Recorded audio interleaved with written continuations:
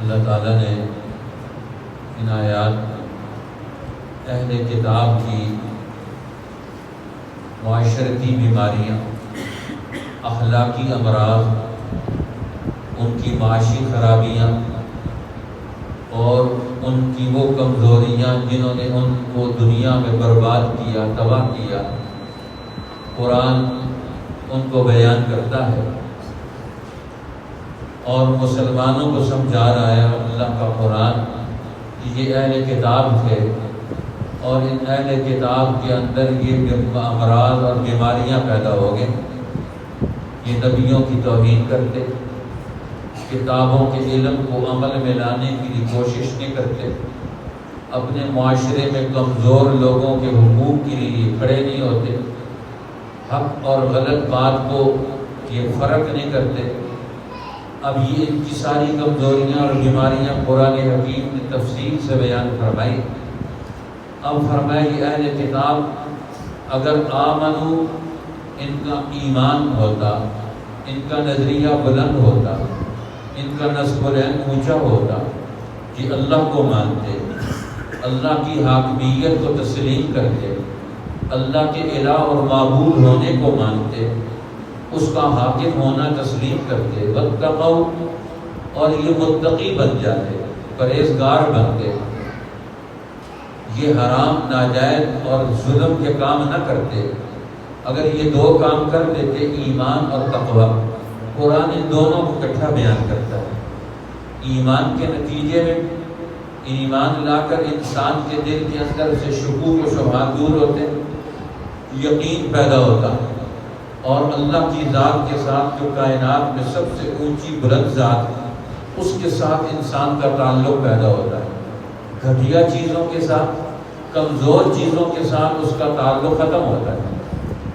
آج ہمارا تعلق گھٹیا چیزوں کے ساتھ ہے، بڑھیا چیزوں کے ساتھ ہے۔ بڑی ذات اللہ کی، بڑی ذات اللہ کا دین اور اللہ کا قرآن، بڑی ذات اللہ کے نبی اور بڑے لوگ جو پہلے دور میں اسلام لانے والی صحابہ کی جماعت۔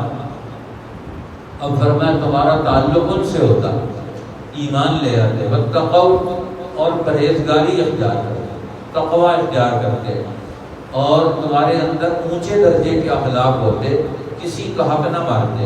لَكَفَّرْنَا عَنْهُمْ سَيِّئَاتِهِمْ، تو اللہ فرماتے ہیں ہم تم سے تمہاری برائیاں دور کر دیتے، تمہارے گناہ دھل جاتے، تم باطنی طور پر پاک ہو جاتے۔ یہ گناہ جو ہوتے ہیں ان کی بڑی نحوست ہوتی ہے انسان کی زندگی میں، گھروں میں، خاندانوں میں، قوموں میں۔ جس قوم میں گناہ زیادہ ہوتے ہیں وہاں نحوستیں زیادہ ہوتی ہیں، برائیاں زیادہ ہوتی ہیں، تو اس کے برے نتائج بھی زیادہ نکلتے ہیں، نحوستیں زیادہ پیدا ہوتی ہیں، اور میں ہم ان کی برائیاں ان سے دور کر دیں۔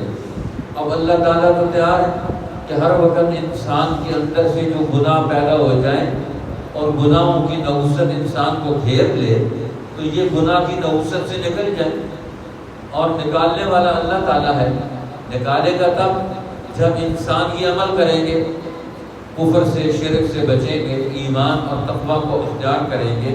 اور دوسرا انعام وَلَدْخَلْنَاهُمْ جَنَّاتِ النَّعِيمِ، ہم ان کو نعمتوں کے باغ میں داخل کر دیتے۔ اب اللہ تعالیٰ فرماتے ہیں ان کے لیے ہم نے باغات تیار کر رکھے ہیں نعمتوں کے، اتنے شدید ان کے جرائم، سخت شرارتوں کے بعد بھی اگر اہل کتاب توبہ کا راستہ اختیار کرتے اور نبی پاک صلی اللہ علیہ وسلم پر اور قرآن پر ایمان لے آتے اور تقوی اختیار کر لیتے، یہ گناہوں سے نکل جاتے۔ اللہ تعالیٰ فرماتے ہیں توبہ کا دروازہ بند نہیں ہے کسی کے لیے، کوئی بھی انسان ہو، اہل کتاب ہو، کوئی بھی دنیا میں گناہ گار ہو، توبہ کا دروازہ بند نہیں۔ حق تعالیٰ کمال فضل اور رحمت سے ان کی اخروی اور دنیاوی نعمتوں سے انہیں سرفراز کر دیتا، اور جنات النعیم، باغوں میں انہیں داخل کرتا، نعمتوں کے باغات، نعمتیں ان کو ملتی دنیا میں بھی اور آخرت میں۔ اور دوسرا فرمایا پہلے تو یہ آمنوا واتقوا، ایمان لاتے اور تقوی اختیار کرتے، اور دوسری آیت میں فرمایا وَلَوْ أَنَّهُمْ أَقَامُوا التَّوْرَاةَ وَالْإِنْجِيلَ وَمَا أُنزِلَ إِلَيْهِم مِّن رَّبِّهِمْ، اگر یہ لوگ قائم رکھتے تورات کو، انجیل کو اور اللہ کی طرف سے نازل ہونے والے احکامات کو دنیا میں عمل میں لاتے. قائم کرنے کا مطلب ان کی حکومت قائم کرتے اور ان کو اپنے اوپر حاکم بناتے. اب اللہ کا قرآن دنیا میں حاکم بننے کے لیے آئے, اس کی حکومت قائم ہو گئی.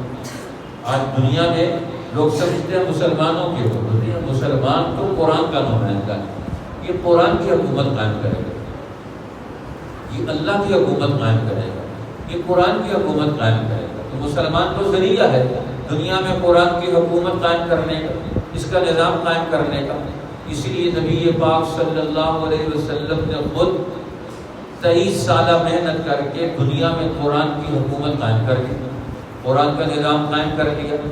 پھر صحابہ کرام نے اس نظام کو ترقی دی, محفوظ رکھا, خلفائے راشدین نے قربانیاں دی, اس نظام دین کو, فطرت کو, نظام حق کو دنیا میں قائم رکھا, اس کے دشمنوں کو مغلوب کر کے رکھا.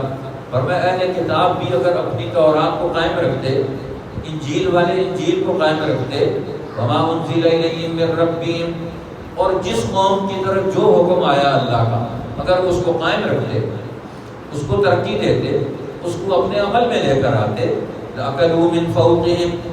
تو اللہ تعالیٰ کہتے ہیں کہ جو برکتیں رحمتیں ہیں یہ قرآن کے دنیا میں حکومت بنانے کے ساتھ ہیں. قرآن کی حکومت ہوگی تو پھر زمین آسمان کے خزانے تمہارے لیے کھول دیے جائیں گے. لأکلوا من فوقہم, تو یہ اپنے اوپر سے بھی کھاتے, آسمان ان کے لیے اپنے رحمت کے خزانے اللہ تعالیٰ کھول دیتا.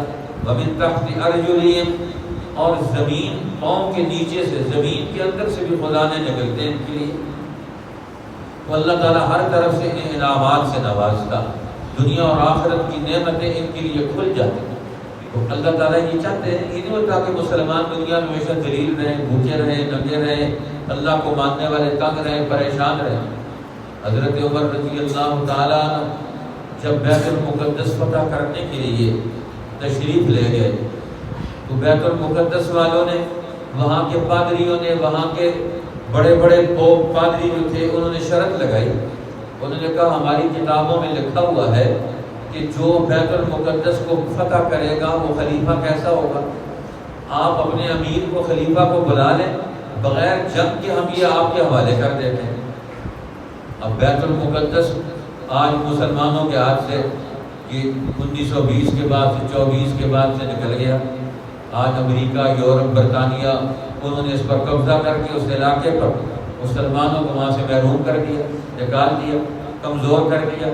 فیصلے اب یہودیوں کے, امریکیوں کے, برطانیوں کے وہاں مسلط ہوتے جو چاہتے. ابھی آپ دیکھ رہے انہوں نے لاکھوں فلسطینیوں کو انہوں نے قتل کر دیا, ان کے گھر تباہ و برباد کر دیے.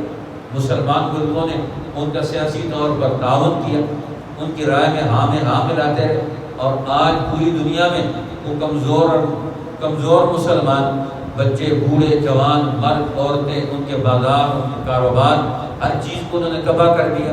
آج دنیا میں کوئی عالمی ادارہ, کوئی کسی سطح کا مسلمانوں کا ملک بولنے کے لیے تیار نہیں. چند مسلمان جماعتیں وہ کھڑے ہو کر تقریریں کر کے فارغ ہو کے آ جاتے ہیں, ان کے لیے کوئی منصوبہ نہیں ہے. اب بیت المقدس فتح کرنے کے لیے جا رہے ہیں تو انہوں نے کہا کہ اپنے امیر اور خلیفہ کو بلا لیں, ہم ان کو دیکھیں گے تو پھر جو ہماری کتابوں میں شرائط لکھی ہوئی ہیں اور صاف لکھے ہوئے ہیں جو اس کو فتح کرے گا تو ہم تمہارے حوالے چابیاں کر دیں گے. ایک وہ وقت تھا کہ دشمن مسلمانوں کے اپنے بیت المقدس کی چابیاں حوالے کرنے کے لیے تیار, اور ایک یہ وقت ہے کہ آج ہم اپنے لوگوں کی جان مال بھی نہیں بچا سکتے. بیت المقدس کو بچانا تو بڑی دور کی بات, مسجد اقصیٰ کی حفاظت کرنا تو دور کی بات, اپنے علاقوں کے اندر مسجدوں کی حفاظت کرنا مشکل ہو گیا. اس کے حقوق کا تحفظ کرنا, اس کی آبادیوں کا نظام بنانا مسلمانوں کے لیے مشکل ہو گیا. تو انہوں نے کہا ان کو بلاؤ. اب بلایا تو حضرت عمر اکیلے جا رہے ہیں اور ساتھ ایک غلام ہے, کوئی آدمی نہیں, بڑی فوج نہیں جا رہی, ایک ساتھ ان کا غلام اور ایک حضرت عمر. اب اپنی سواری پر سوار جا رہے ہیں, باریاں لگا لی کہ ایک دفعہ آپ کے سوار ہونے, اگلی منزل پر میں نے سوار ہو. آخری منزل آئی تو غلام کی باری تھی وہ اونٹ پر سوار ہونے کی, حضرت عمر کی باری تھی مار پکڑنے کی. اس نے کہا کہ اب یہ سامنے لوگ آ رہے ہیں تو باری تبدیل کر لیتے ہیں, اور میں نہیں, باری کیوں تبدیل کرتے ہیں, یہ انصاف کے تقاضوں کے خلاف. جیسے فیصلہ ہوا تھا اب حق تمہارا بنتا ہے، تمہارا ہی حق ہے، تم اوپر بیٹھو میں وہاں پڑھتا ہوں۔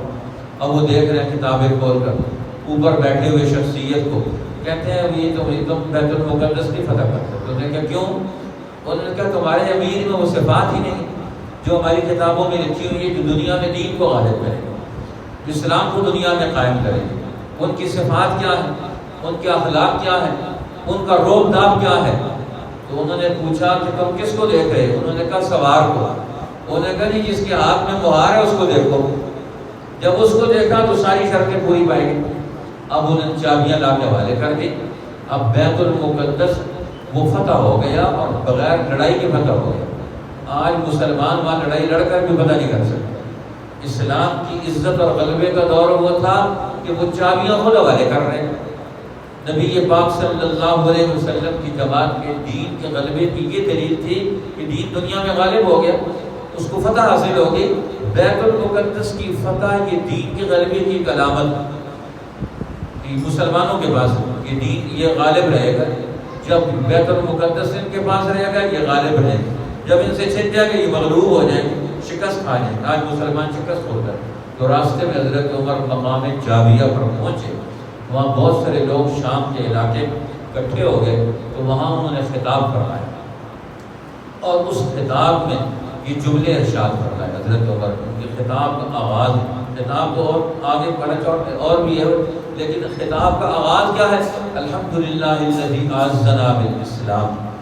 سب تعریفیں اس اللہ کی نہیں ہیں جس نے ہمیں اسلام کے ساتھ عزت دی ہے، وجعل للدین قیاما، اور اس نے ہمیں توفیق دی ہے، ہمیں قبول کر لیا ہے کہ ہمارے اللہ نے اپنے دین کو قائم کرنے کے لیے، اسے حاکم بنانے کے لیے ہمیں قبول کر لیا، وجعل للدین قیاما، اور اس دین کو دنیا میں قائم کر دیا، بڑا کر دیا، غالب کر دیا۔ آج دین ہمارا قائم نہیں ہے کتابوں کے اندر، دین کو عمل میں ہونا چاہیے، بازاروں میں ہونا چاہیے، زندگی میں ہونا چاہیے۔ اور آج ہمارا دین کہاں ہے؟ کتابوں کے اندر، الفاظ کے اندر۔